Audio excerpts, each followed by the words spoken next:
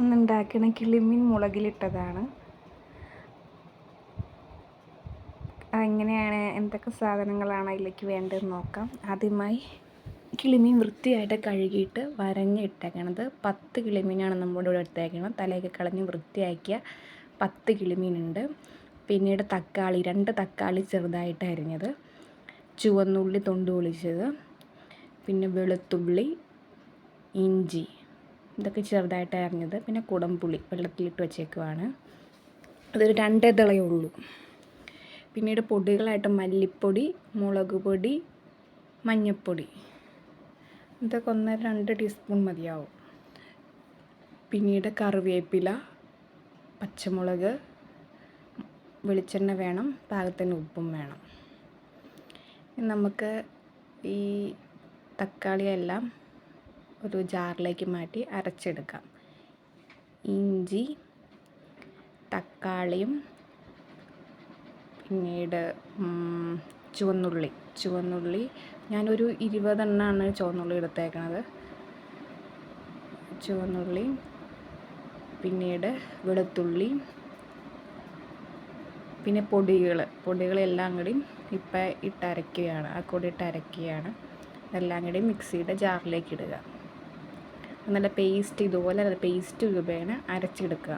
പിന്നീട് കുടംപുളി, നമ്മൾ വെള്ളത്തിൽ കുടംപുളി സോക്കിയിട്ടിട്ടുണ്ട്. അതിലേക്ക് ശകലം ഉപ്പിട്ട് അത് അലർത്താൻ വയ്ക്കുക. പിന്നീട് നമുക്ക് ഗ്യാസ് ഓൺ ചെയ്യാം. ഒരു മൺചട്ടി വയ്ക്കാം.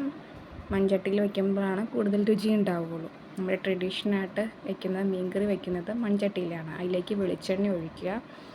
വെളിച്ചെണ്ണ ചൂടായ ശേഷം കടുക്, 1 ടീസ്പൂൺ കടുക് ഇടുക. പിന്നീട് പൊട്ടി വരുമ്പോഴത്തേക്കും ഉലുവ, അതും 1 ടീസ്പൂൺ ഉലുവ ഇടുക. പിന്നീട് നന്നായിട്ടത് പൊട്ടാൻ വയ്ക്കും. ഇതിപ്പോൾ ഏകദേശം മൂത്ത് വന്നപ്പോൾ അതിലേക്ക് പച്ചമുളകും കറിവേപ്പിലയും, 2-3 പച്ചമുളകുണ്ട്, പിന്നെ കറിവേപ്പിലയുണ്ട്. പിന്നീട് കുറച്ച് ഉള്ളി നമ്മൾ ചുവന്നുള്ളി മാറ്റി വെച്ചിരുന്നു, ഇതിലേക്ക് അരിഞ്ഞിടാൻ വേണ്ടി മാറ്റി വെച്ചിരുന്നു. ആ ചുവന്നുള്ളിയും കൂടി ഇട്ട് നന്നായി ഇളക്കുക. ഇളക്കി വരണ്ടൊരു ചുവന്ന കളർ, ഏകദേശം ചുവന്ന കളർ എത്തുമ്പോഴത്തേക്കും നമുക്ക് ബാക്കി ഇൻഗ്രീഡിയൻസൊക്കെ ചേർക്കാം.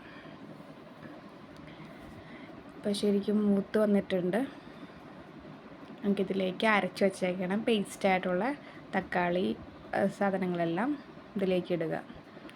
ഇട്ട ശേഷം ഇത് നന്നായി ഇളക്കി ആ പച്ചമണം, ഇതിപ്പോൾ പച്ചയ്ക്കാണ് നമ്മൾ അരച്ചേക്കണത്, ആ പച്ചമണം മാറിക്കിട്ടാൻ നന്നായി ഇളക്കി യോജിപ്പിച്ച് വയ്ക്കുക.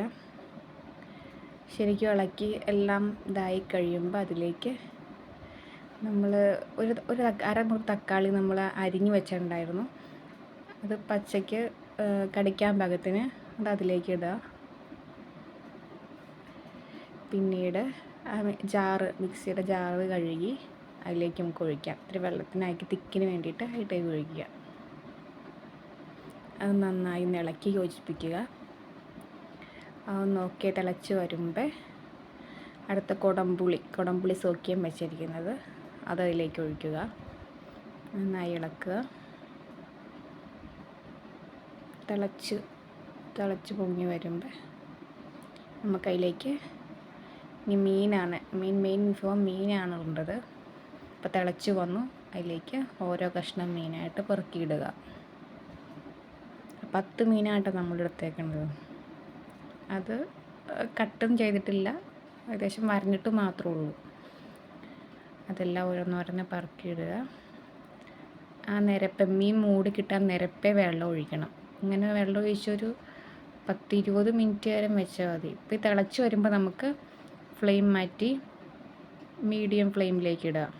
പിന്നെ അതൊരു 10-20 മിനിറ്റ് അങ്ങനെ വെച്ചേക്കാം. ഇപ്പോൾ ഒരു 20 മിനിറ്റ് ആയിട്ടുണ്ട് ഏകദേശം. അത് തിളച്ചു, മീൻ വെന്തിട്ടുണ്ട്. കിളിമീൻ അധികം വേവില്ല, അപ്പോൾ അത് കാരണം പെട്ടെന്ന് വെന്തോളും. നമ്മുടെ